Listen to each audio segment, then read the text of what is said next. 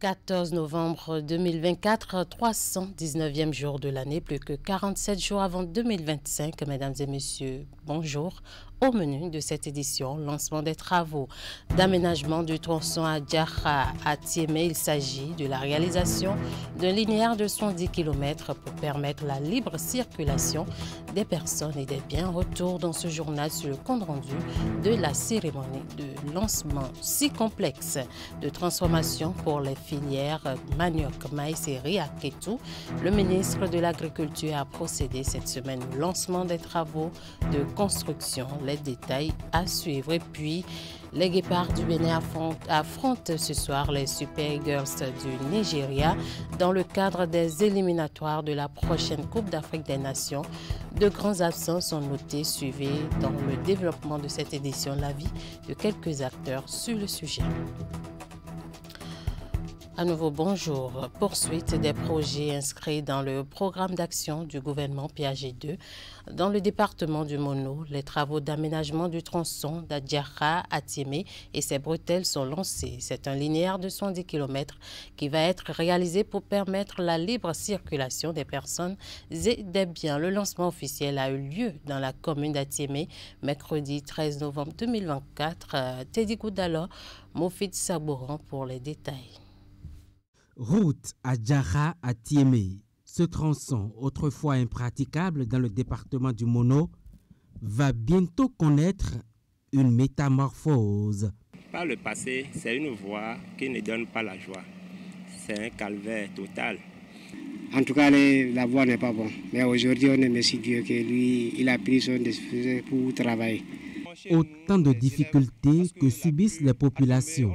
Dans le cadre de la poursuite du programme d'action du gouvernement PAG2, le projet d'aménagement et de bitumage a impacté cette voie longue de 38,8 km. Avec ses bretelles, c'est un aménagement de 110 km qui va être réalisé pour le bonheur des usagers. La réalisation de cette voie va désentraver plusieurs localités des communes de Grand Popo, de Komé, de Kouéabé, de Lokosa et celle d'Atiémé. C'est pourquoi nous sommes débordés de joie en dressant le tapis rouge au chef de l'État. Le président Patrice Talon vient d'inscrire une fois encore en lettres d'or dans les annales du développement de notre département son nom. Ce grand bâtisseur restera à jamais gravé dans la mémoire collective. Ce projet d'aménagement et de bitumage a pour objectif de développer le réseau routier du Bénin, d'améliorer le niveau de service des infrastructures routières de transport et surtout de renforcer l'économie nationale. Quelles sont les bretelles concernées? C'est d'abord la route principale, à Djara à Tiémé pour environ 40 km. Les bretelles d'Anglamé ou Makor, 4,6 km. Kounoukoué, c'est 6,35 km. À Konana, Soumé, Bedi, c'est 7,5 km. À Tchanou, Penou, 4,5 km. À Tchanou, Carrefour, Kondi, Ouba, 2,35 km. Et ça, ce n'est pas une bretelle, à Tiémé, à Dohou, Lokosa, pour 13 km. L'activité de ce jour vient donc confirmer que la promesse faite a été tenue grâce à l'action coordonnée du gouvernement menée par son chef, le président Patrice Talon. Le développement des échanges dans les départements du Mono et du Koufo passe entre autres par la remise en état de la praticabilité de la route Adjara à Tiémé.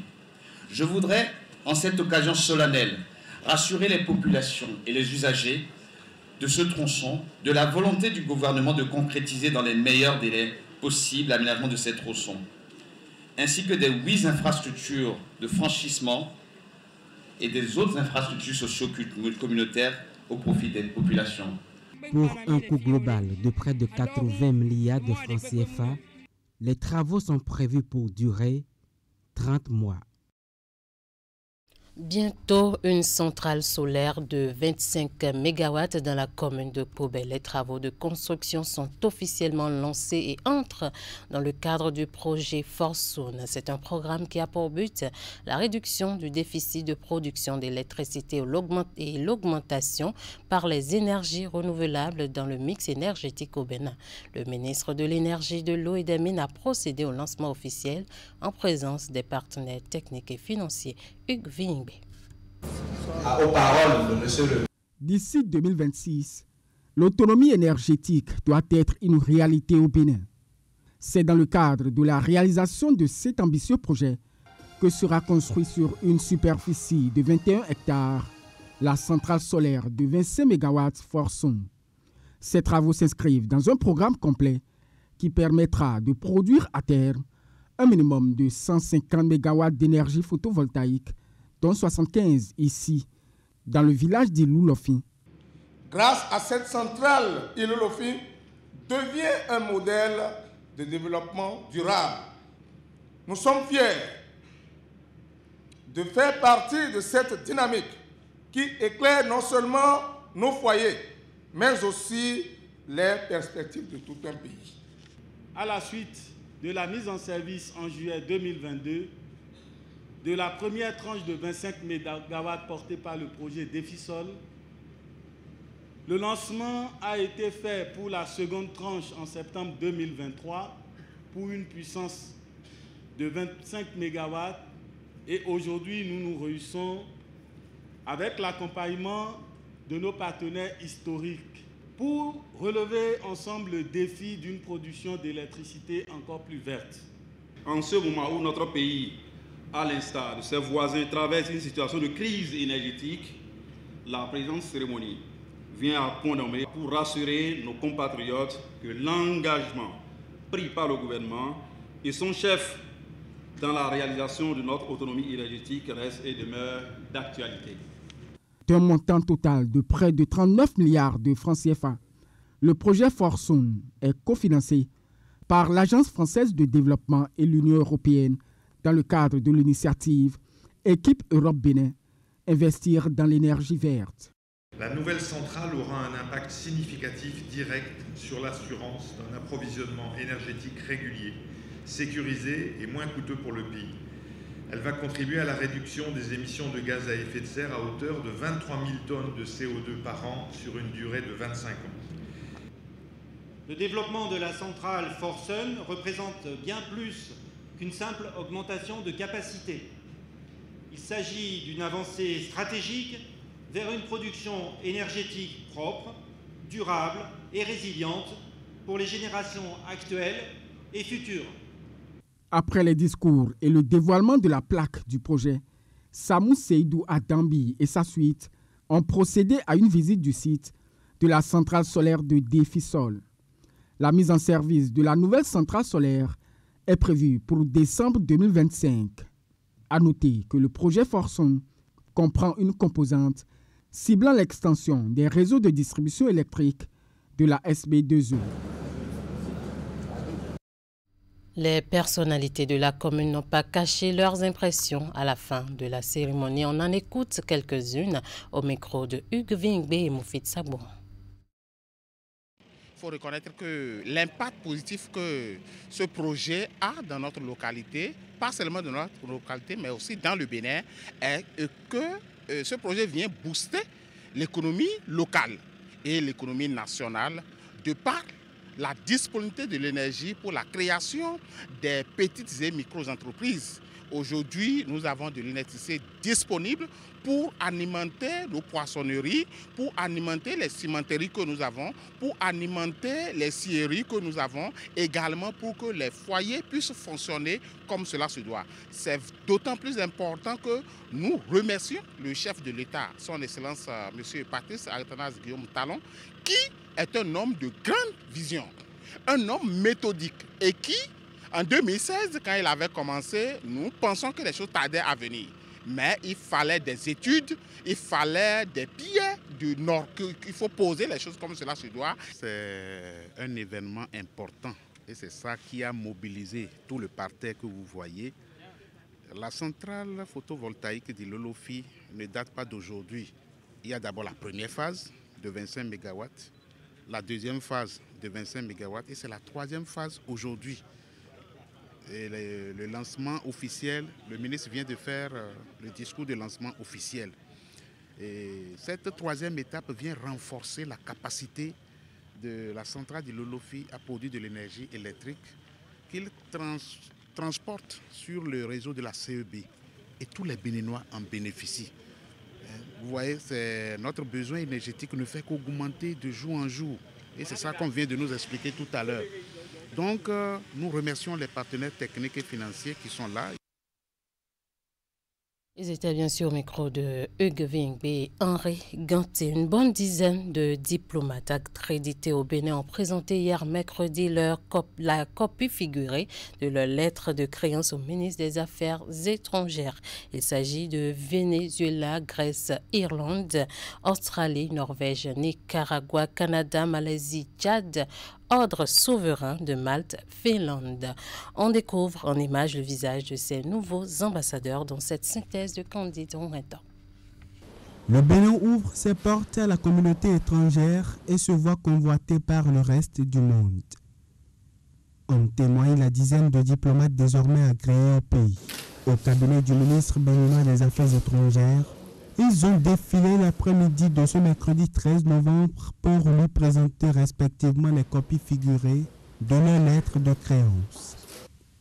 Dans le lot, on note le Venezuela dont le représentant résidera à Cotonou, les ambassadeurs de la Grèce, l'Irlande, l'Australie et la Norvège, de même que la Malaisie et la Finlande, dont les résidences sont implantées chez le voisin de l'Est à Abuja.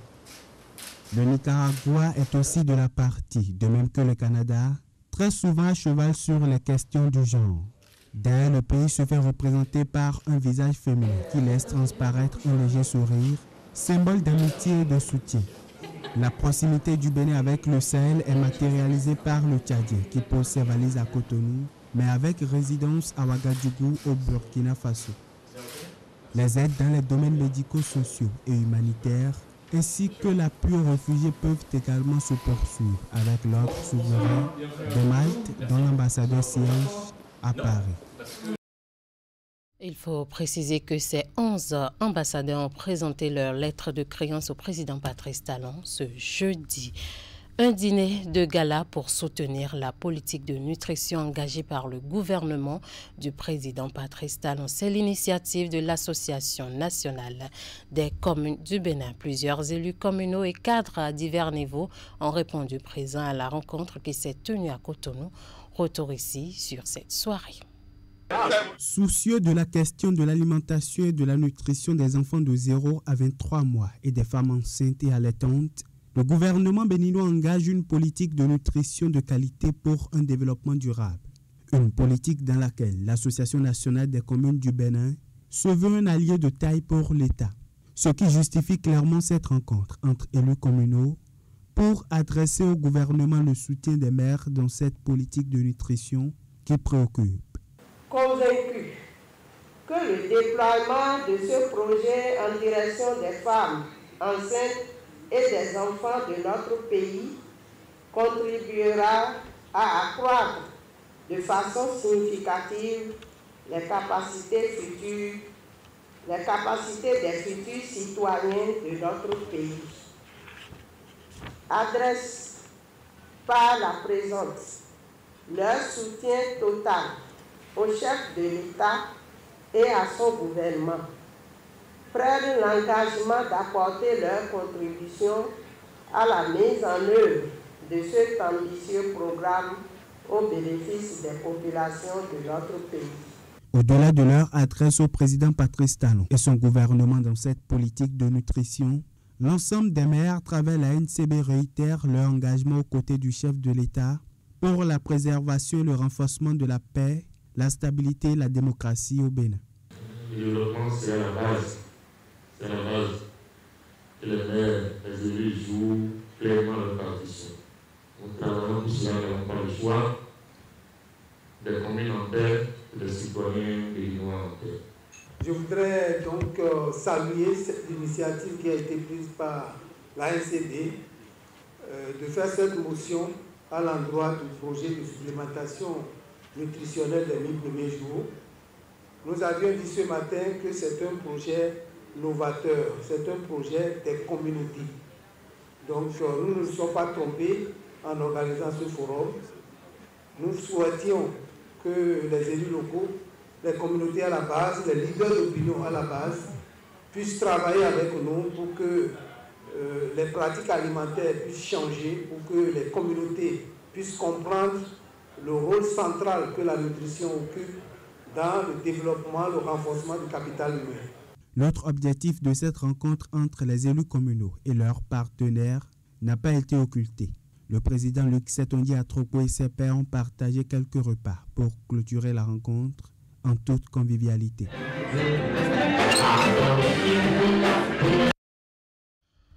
Je l'annonçais en début d'édition, Kétou va abriter dans les tout prochains mois 6 complexes de transformation pour les filières manioc, maïs et riz. Le ministre de l'Agriculture, de l'Élevage et de la Pêche a procédé mardi au lancement des travaux de construction. Un acte qui s'inscrit dans la politique de transformation des matières premières agricoles sur place au Bénin voulue par le gouvernement. Emma Rodonou pour les détails. Ces coups de pioche donnés dans la terre de Kétou consacrent la remise de site à la Société de mécanisation agricole Sonama, chargée de construire ici et dans d'autres localités du Bénin 6 complexes de transformation de standing élevé dans les filières manioc, maïs et riz. Ceci dans le cadre du projet d'appui au développement agricole et à l'accès au marché PADAM. La Sonama réalisera les différentes études nécessaires ainsi que la construction de ces unités. Ainsi, il sera construit ici à Kétou, sur le site où nous sommes, un complexe de transformation de manioc en lafou et autres dérivés de manioc. À Dassa, un complexe de transformation de manioc en gari et autres dérivés de manioc également. À Banté, un complexe de décortiquage de riz paddy. À Tofor, un complexe de décortiquage de riz également. À Aplahoué, un complexe de transformation de maïs en farine et autres dérivés. Et enfin à Bopa, un complexe de transformation de maïs en farine et autres dérivés. Nous avons été choisis pour réaliser une unité qui va couvrir une surface d'1 hectare et qui aura une capacité de transformation de manioc frais de 500 kg par heure. Cette usine, du fait des choix des équipements de grande qualité et de technologies très modernes, va permettre de travailler au moins 300 jours par an. Donc si vous faites le calcul, c'est au moins 1500 tonnes de manioc qui vont être nécessaires pour alimenter cette usine qui va travailler dans des conditions et avec des règles environnementales très fortes. La mise en place de ces complexes de transformation relève de la volonté du gouvernement de finir avec l'exportation brute des matières premières agricoles, optant pour leur transformation sur place. Allons-nous transporter nos matières premières pour que les autres s'enrichissent avec? L'aïe, ça ne se passera. L'aïe, sur le manioc, je vais être clair et précis. À Kétou ici, nous avons un label, le LAFO, que nous utilisons dans la préparation d'une pâte très élastique, propre, de notre régime alimentaire. L'usine qui va être installée ici va produire du LAFO meilleure qualité, labellisé, qui va voyager sur de très longues distances.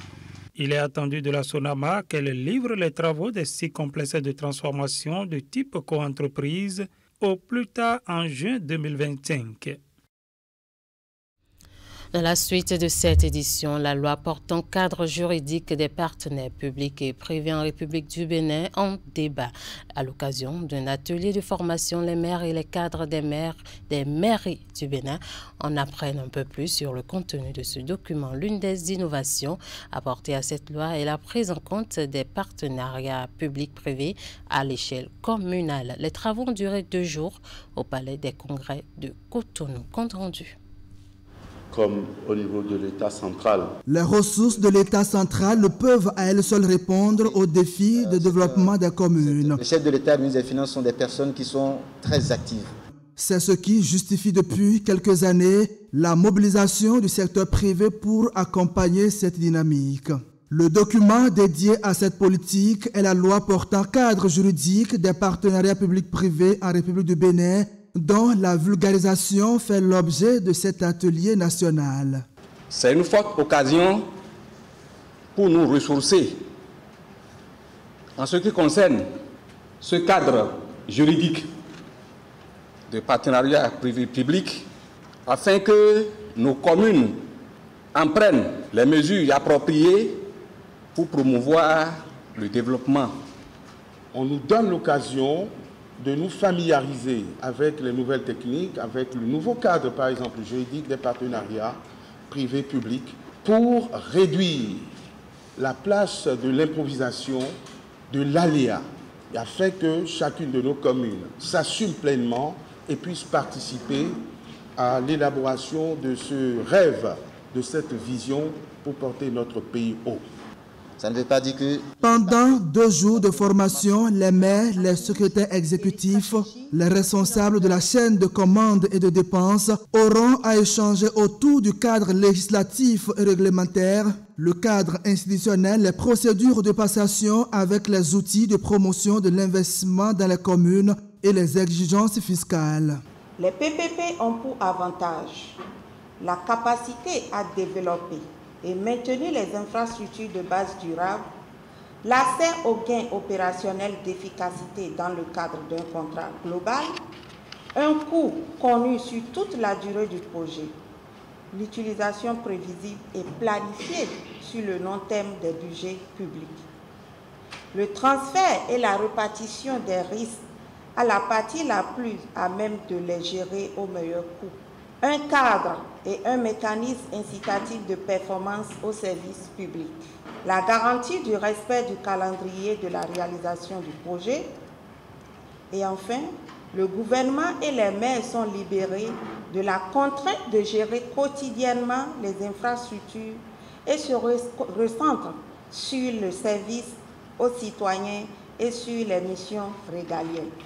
Le recours des maires au secteur privé va leur permettre de mobiliser les ressources nécessaires pour la mise en œuvre de la politique de développement dans leur commune.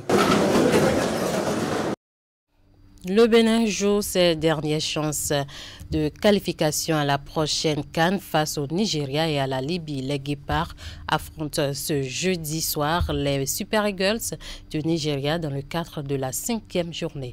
Et en prélude à cette explication, Gernot et ses hommes ont eu droit à quelques jours de préparation intense et surtout avec un groupe plus ou moins réduit, notamment avec l'absence de Cédric Ontonji, blessé, et aussi le forfait de Olivier Verdon à la dernière minute. Alors, avec ces absences, on se pose la question de savoir quelle stratégie maintenant pour Gernot Rohr et ses hommes pour faire face à une équipe des Super Eagles présente avec tout son armada offensif. Candide Onreto a interrogé quelques confrères sur ce sujet et voici leurs différents regards sur la situation. Je crois que la qualification va se jouer sur les 2 matchs. Si ça vient face au Nigeria, on prend.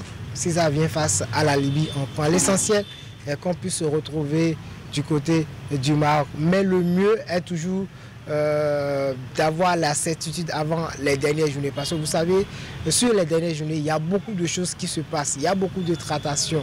On s'est fait avoir sur les 2 dernières campagnes. On a toujours quelques ratés au travers de la gorge. On se dit, lors de la dernière journée, ça cale à chaque fois. Et ça peut aussi agir psychologiquement sur les joueurs. Parce qu'on se dit, est-ce qu'on n'est pas encore arrivé à notre summum? Est-ce que ça va passer? Est-ce que... Et quand on commence pas à douter, le résultat, immédiatement, c'est sur le terrain, c'est l'élimination. Le mieux pour nous, c'est de se qualifier. Pourquoi pas face au Nigeria? Mais on sait que ça s'annonce très compliqué. Les 2 matchs sont à prendre au sérieux. Si on peut même gagner les 2, ça nous ferait une bonne affaire. On doit forcément gagner un match dans les 2 qui arrivent, espérer que le Rwanda fasse des faux pas parce que le Rwanda talonne le Bénin.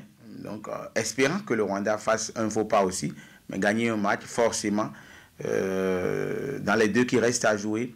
Et donc, il faut changer de discours au niveau des jeunes. Je ne sais pas ce qui se dit déjà, mais il faut revoir le discours et mettre dans la tête des jeunes qu'un match face au Nigeria, en tout cas une qualification pour la CAN, peut être vraiment le tournant décisif de leur carrière de footballeur. Il faut revoir les discours, il faut motiver les jeunes. Le Bénin doit cesser de se minimiser, même si le Nigeria gagne, ce serait logique. Le Bénin doit savoir qu'il a rendez-vous devant l'histoire et qu'il va falloir cravacher dur pour aller créer l'irrationnel, créer la sensation, histoire de mériter sa qualification. Parce que si on veut aller loin, il faut rêver grand. Et si on veut rêver, si on veut être grand, il faut réussir à faire les grandes choses. Et faire les grandes choses, c'est déjà commencer par battre le Nigeria. J'ai vu l'Algérie échouer en poule à la Coupe d'Afrique des Nations, éliminée par des petites nations, alors que ces nations n'ont pas forcément des joueurs du niveau des joueurs algériens. Mais ces joueurs se sont transcendés sur le terrain. Et c'est à ce niveau-là que nous attendons le Bénin. Au cas où on va perdre face au Nigeria, ce qui serait logique, il va falloir maintenant aller chercher la victoire en terre libyenne. Et c'est en cela que moi j'invite tous les acteurs.